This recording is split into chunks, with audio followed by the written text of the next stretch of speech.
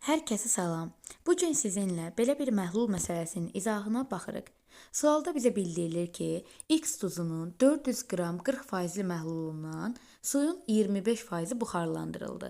Sonra isə yerdə qalan məhlula suyun kütləsinin 1/3 qədər X əlavə edildi. Alınan məhlulun qatlığını faizlə hesablayın. Diqqət edirik ki, X duzunun 400 qram 40%li. 400-ün ilk öncə 40%-ni tapaq.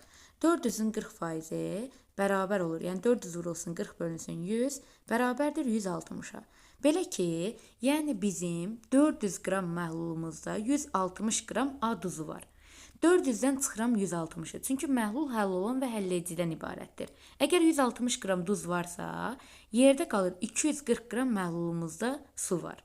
Daha sonra isə davamına baxaq.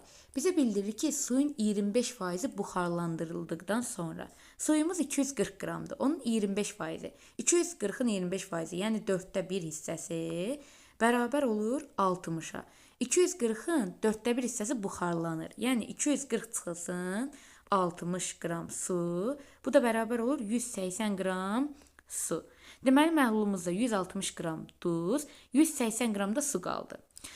Sonra isə yerdə qalan məhlula suyun kütləsinin 1/3 qədər X maddəsi əlavə olunub. Suyumuz 180 qram idi. 180-in 1/3 də bərabər olur nəyə? 60-a. Yəni 60 qram da bura X maddəsi əlavə olunub. İndi məhlulumuza diqqət edirək. Bizdən kütlə payını soruşur da. Omega bərabərdir. Həll olan maddə. 160 qram duzumuz var idi. 60 qram da X duzu əlavə olundu. Ümumi duzumuzun miqdarı oldu 220 qram.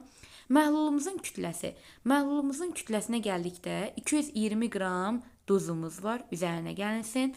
Suyumuz 240 idi. Onun 1/4 buxarlandı. Yəni 60 qramı qaldı 180 qram su. 180 qram da suyumuz var. Bu da vurulsun 100%-ə. Omega bərabərdir. 220 bölünsün 400 vurulsun 100. 220 bölünsün 400 vurulsun 100-ə. Bu da bərabər olur 20, daha doğrusu 55%-ə. Düzgün cavab variantı A variantı olur.